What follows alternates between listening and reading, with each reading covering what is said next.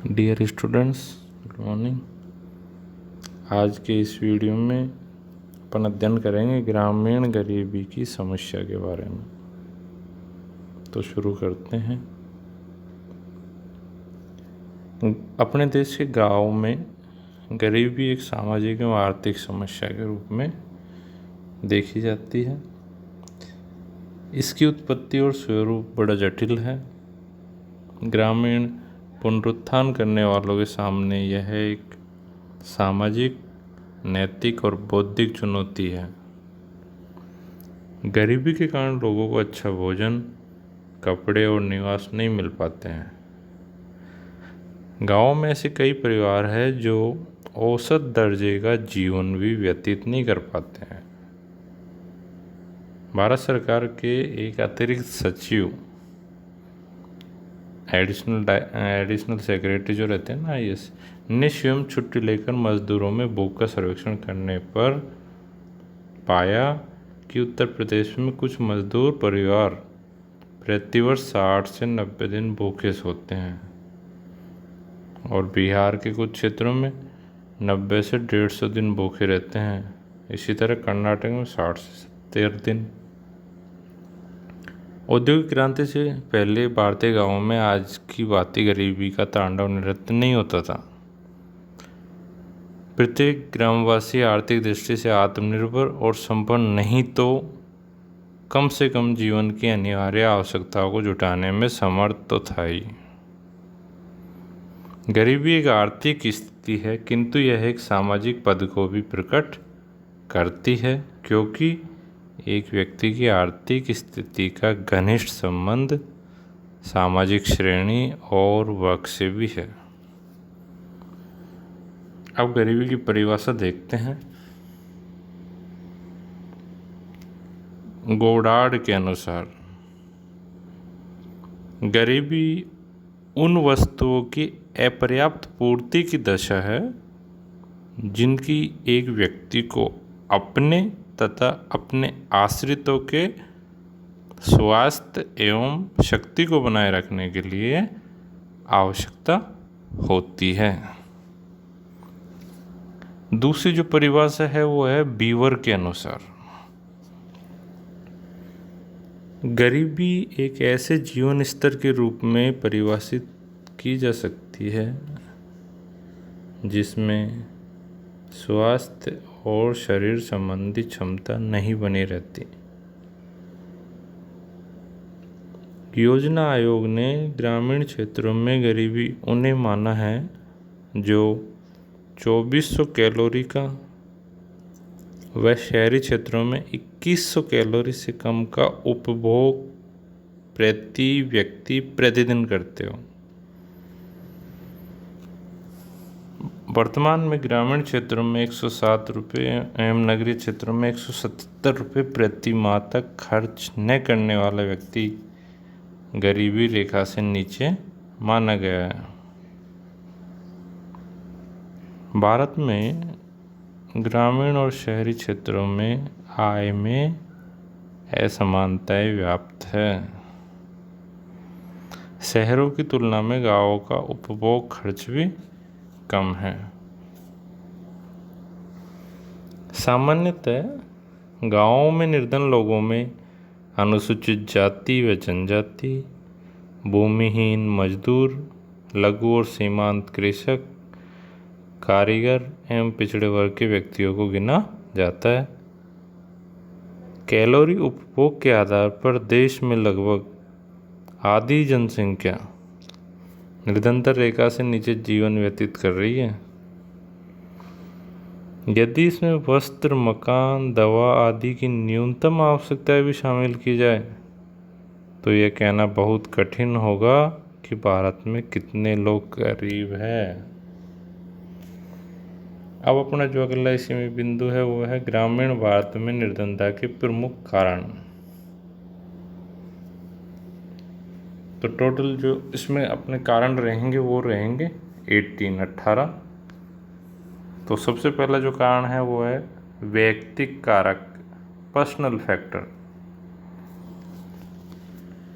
चलिए इसको देखते हैं पहले। इसकी डिटेल्स देखते हैं, जानते हैं। प्राचीन समय में यह धारणा थी कि अपनी दशा के लिए व्यक्ति स्वयं उत्तरदायी है। जब कोई व्यक्ति बीमारी, दुर्घटना, मानसिक अयोग्यता, नैतिक पतन, अविवेकपूर्ण खर्च आदि से ग्रसित होता है, तब गरीबी उत्पन्न होती है। व्यक्ति की अयोग्यता गरीबी पैदा करती है। वह अयोग्यता अनेक कारणों से उत्पन्न हो सकती है। कई व्यक्ति वंशानुगत रोगों से पीड़ित होते हैं, तो कई मानसिक बीमारियों और पागलपन आदि से। बीमारी, बुढ़ापा, दुर्घटना, अपंगता आदि के कारण व्यक्ति अपनी शारीरिक क्षमता का प्रयोग धन कमाने में नहीं कर पाता था। दूसरा जो कारण है भौगोलिक कारक। यदि किसी देश में प्राकृतिक भंडारों व खनिज पदार्थों का अभाव है, भूमि में उपजाऊपन की कमी है, तो ऐसी स्थिति में वहाँ के लोगों को धनोपार्जन के लिए काफ़ी मात्रा में प्राकृतिक संसाधनों के नहीं मिलने से अपनी आवश्यकताओं की पूर्ति में कठिनाइयों का सामना करना पड़ता है। रेगिस्तान और वर्षा की कमी वाले स्थानों पर गरीबी पाई जाती है। खराब मौसम के कारण, जैसे अत्यधिक गर्मी और सर्दी तथा ओलों के कारण फसल नष्ट हो जाती है, तो लोगों को अभाव एवं गरीबी का सामना करना पड़ता है। इसी प्रकार से प्राकृतिक प्रकोप जैसे बाढ़, अकाल, भूकंप, महामारी आदि भी गरीबी उत्पन्न करते हैं। तीसरा जो कारण है वह है आर्थिक कारक। गरीबी का संबंध आर्थिक पहलुओं से भी है। आर्थिक दशा का वर्णन आय और खर्च के संदर्भ में ही किया जाता है। अपर्याप्त उत्पादन, असमान वितरण, आर्थिक उतार चढ़ाव, बेरोजगारी, गरीबी का दुष्चक्र, मंदी आदि गरीबी को जन्म देते हैं। सामाजिक कारक। चौथा नंबर है सामाजिक कारक। संयुक्त परिवार प्रणाली, जाति व्यवस्था और धार्मिक अंधविश्वास भी गरीबी के लिए उत्तरदायी है। संयुक्त परिवार प्रणाली और जाति प्रथा व्यक्ति की गतिशीलता में बाधक है। परिवार अपने सदस्यों को घर से बाहर जाने की सुविधाएं प्रदान नहीं करता। जाति व्यवस्था में नवीन व्यवसायों को अपनाने की सामान्यतः स्वतंत्रता नहीं होती है और लोग परंपरागत व्यवसाय को ही करते रहे हैं। धार्मिक अंधविश्वासों तथा कर्म और पुनर्जन्म के सिद्धांतों ने भी लोगों को भाग्यवादी बनाया है। भारतीयों में यह धारणा भी पाई जाती है कि व्यक्ति कितना ही प्रयत्न करे, उसे उतना ही मिलेगा जितना उसके भाग्य में लिखा है। पांचवा है राजनीतिक कारण। राजनीतिक अस्थिरता और उथल पुथल भी गरीबी को जन्म देती है। ऐसी स्थिति में चारों ओर असंतोष, मुनाफाखोरी, कालाबाजारी, जमाखोरी आदि पनपती है। राजनीतिक दलों की पारस्परिक वैमनस्यता भी देश में अफवाहों को जन्म देती है और इसके फलस्वरूप व्यापार में उतार चढ़ाव आते हैं। सरकार की आर्थिक नीतियों का भी अर्थव्यवस्था पर प्रभाव पड़ता है। सरकार की उत्पादन नीति, टैक्स नीति, आयात निर्यात और वितरण की व्यवस्था भी देश के लोगों की आर्थिक दशा को प्रभावित करती है। वर्तमान में किसी भी व्यवसाय के फलने फूलने में राज्य की सहायता और आर्थिक नीतियों का महत्वपूर्ण योगदान होता है।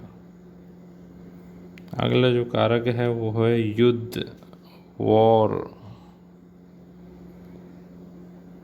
युद्ध के दिनों में आर्थिक अपव्यय बहुत होता है, यानी धन की बर्बादी बहुत होती है और इससे गरीबी पनपती है। दो विश्व युद्धों ने पश्चिमी देशों को दिवालिया बना दिया। युद्ध में पुरुषों की मृत्यु अधिक होती है, तो स्त्रियों को अर्जन करना होता है। और कई बच्चे तो अनाथ हो जाते हैं तथा समाज में आर्थिक संबंध अस्वस्थ हो जाते हैं। युद्ध के कारण मानसिक पीड़ा और अस्थिरता उत्पन्न होती है, जिससे उत्पादन की क्रिया भी प्रभावित होती है। युद्ध के दिनों में अंतर्राष्ट्रीय व्यापार को भी भारी हानि पहुंचती है। सातवां जो कारण है वो है सांस्कृतिक कारक। हमारी संस्कृति में अधिक धन प्राप्ति को या धन के लिए जीवन को खपा देने को उचित नहीं माना गया है। भारतीय सांस्कृतिक मूल्यों में सादा जीवन और उच्च विचार की बात कही गई है। अतः लोग धन के पीछे नहीं भागते, बल्कि जीवन की कम से कम आवश्यकताओं को पूरा करने में ही संतोष महसूस करते हैं। वर्तमान में भारतीय गरीबी का जो उल्लेख किया जाता है वह पश्चिमी देशों की देन है। गरीबी एक सापेक्ष अवधारणा है जिसे किसी देश और समाज की संस्कृति के संदर्भ में ही देखा जाना चाहिए, दूसरे से तुलना करके नहीं देखा जाना चाहिए। अगला जो कारण है बढ़ती जनसंख्या।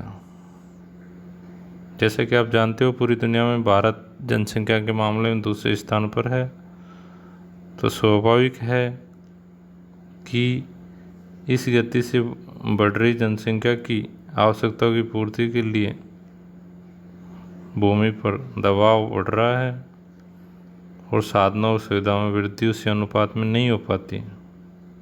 परिणामस्वरूप लोगों को बेकारी और भुखमरी का सामना करना पड़ता है।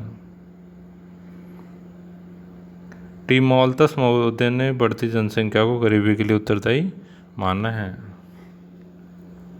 अगला जो कारण है वो है बेकारी, बेरोजगारी, अनएम्प्लॉयमेंट। बेकार होने पर व्यक्ति को दूसरों पर निर्भर होना पड़ता है। पर्याप्त आय न होने पर वह अपना तथा अपने पर आश्रितों का भरण पोषण नहीं कर पाता। उत्पादन के साधनों के अभाव में भी बेकार व्यक्ति अर्जन नहीं कर सकता और उसे अपनी आवश्यकताओं को घटाकर निम्न जीवन स्तर बिताने के लिए मजबूर होना पड़ता है। कई बेकार व्यक्तियों को तो भीख मांगकर जीवन यापन करने के लिए बाध्य होना पड़ता है। नेक्स्ट जो रीजन है वो है कृषि का पिछड़ापन। कृषि की गिरी हुई दशा तथा सिंचाई के साधनों के अभाव के कारण ग्रामीणों को कई बार भुखमरी का सामना करना पड़ता है। अच्छी किस्म के खाद, बीज, साधनों के अभाव होने के कारण एवं परंपरागत खेती के तरीकों के कारण कृषि की उपज इतनी नहीं हो पाती कि किसान वर्ष भर के लिए अपने परिवार का भरण पोषण और कुछ बचत कर सके। अधिकांश कृषि वर्षा पर ही निर्भर है, अतः जब वर्षा अच्छी होती है तो आसानी से वर्ष भर भरण पोषण हो पाता है, अन्यथा लोगों को भुखमरी का सामना करना पड़ता है।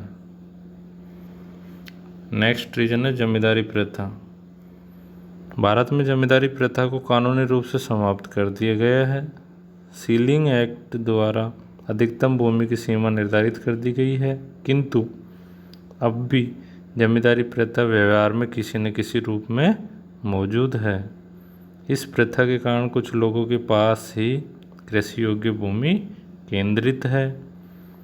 वे कृषि मजदूरों के द्वारा उस पर खेती करवाते हैं और फसल का अधिकांश भाग फसल के पैदा करने वालों को न मिलकर किसको मिलता है? भूस्वामी को मिलता है।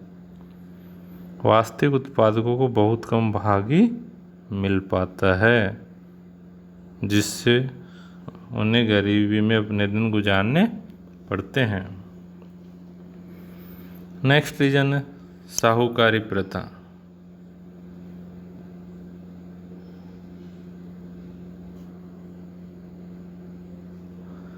गांवों में सहकारी समितियों का अभाव है। किसान को अपनी ज़रूरत के समय साहूकारों के पास जाना होता है। साहूकार किसानों और ग्रामीणों को मजबूरी तथा अज्ञानता का लाभ उठाकर साहूकार जो है ना, किसानों और ग्रामीणों की मजबूरी तथा अज्ञानता का लाभ उठाकर उनका शोषण करते हैं। वे जीवन भर ऋण के बोझ से मुक्त नहीं हो पाते और गरीब सदा गरीबी बने रहते हैं। नेक्स्ट है सामाजिक कुप्रथाएं। हिंदू समाज में दहेज, मृत्यु, भोज तथा विवाह से संबंधित कई सामाजिक कुरीतियाँ प्रचलित है। इन रीतियों के कारण एक व्यक्ति को अपनी आर्थिक क्षमता न होने पर भी सामाजिक प्रतिष्ठा की रक्षा के लिए अधिक खर्च करना पड़ता है। इसके लिए उसे ऋण लेना पड़ता है या अपनी भूमि व मकान तथा जायदाद को गिरवी रखना या बेचना होता है। अंधविश्वास और धार्मिक रूढ़िवादिता के कारण कई लोग गरीबी को ईश्वर की देन मानते हैं, जो बहुत गलत बात है। अगला है अज्ञानता और अशिक्षा। भारत में बहुत कम लोग शिक्षित हैं और गांवों में तो शिक्षितों की संख्या और भी कम है। शिक्षा की कमी के कारण लोग अज्ञानी होते हैं। वे तार्किक दृष्टिकोण के स्थान पर भावनात्मक दृष्टि से ही किसी वस्तु का मूल्यांकन करते हैं। ग्रामीणों की अशिक्षा और अज्ञानता का लाभ जमींदार और साहूकार उठाते हैं और उनका आर्थिक शोषण करते हैं।